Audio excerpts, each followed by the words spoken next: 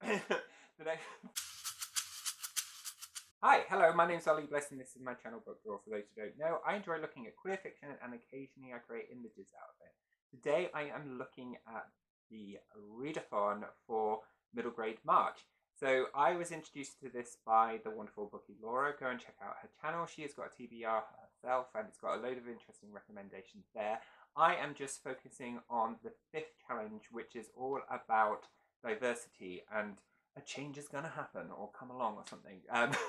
So I'm just particularly focusing on that one because we're having conversation about LGBT representation in middle grade books, and I just wanted to contribute on that level. And I just pulled together 5 recommendations for you to check out. First one is Better Nate Than Never, which is by Tim Federle.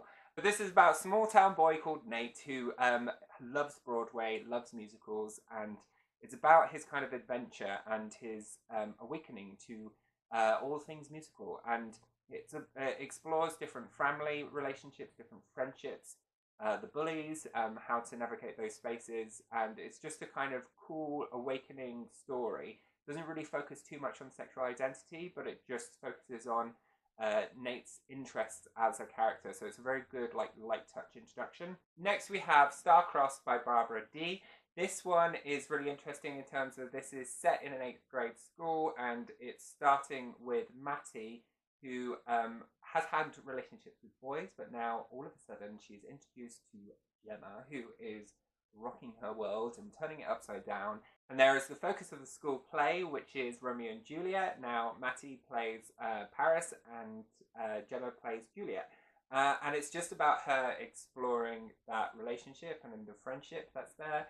But also there are the mean girls in the background, and you've got all the drama kind of on stage and off stage. And in terms of exploring what it means to be someone who might be bisexual but still curious and questioning within that, trying to navigate their own landscape and decide what suits themselves.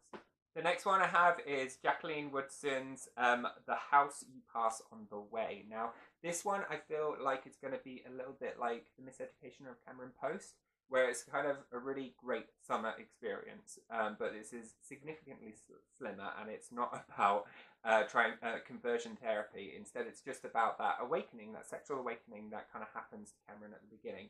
So this is about Stagger Lee and Trout and their friendship, and how Trout introduces Stagger Lee to a broader world than she knew previously. She likes to keep quite to herself and quite quiet and quite isolated, and all of a sudden new horizons are broadened up for her. Next one we have is Pansy Boy by Paul Harfleet. Now I have actually read this one, but I just wanted to put this into the mix because I think it's a really good early years on middle grade to read. In terms of this isn't explicitly about sexual identity, but it kind of explores that young boy who doesn't necessarily fit into the kind of standard norms, whatever they are, at the time.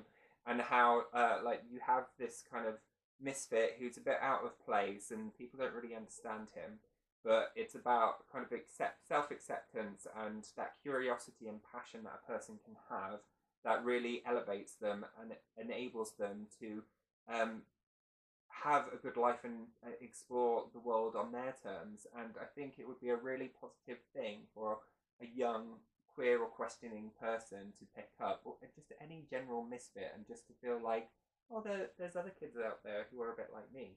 So I think this is really cool for that reason, and just a very useful book to kind of put in front of kids and say, go on, here we go. Finally, Rock and Riots, which is an online series, and there's like little trailers. I only know about this through Christopher Delancey, and I'll add a link description down below, but I think this one sounded pretty cool in terms of a range of representation, because you've got 3 biker gangs from the 1950s, and it's about their kind of drama and antagonism between each other, but also some of the relationships that blossom between them.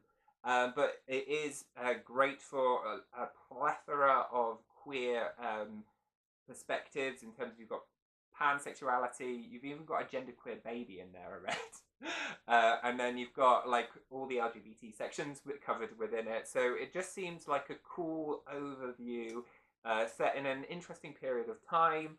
but through a kind of comic-based lens. And I think if you are a child who doesn't really read that much, but this would just open the doorway and get them interested, or at least reading something, then this is a really good suggestion. So I think it will work effectively to be a gateway book or a gateway comic in terms of encouraging them to read further.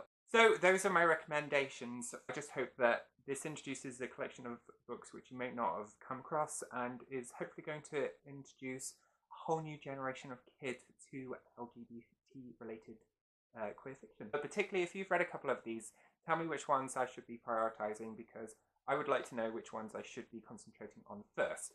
Anyway, this is enough from me. I will see you all again real soon. Okay, bye! What's his name? Oh, it's Nate.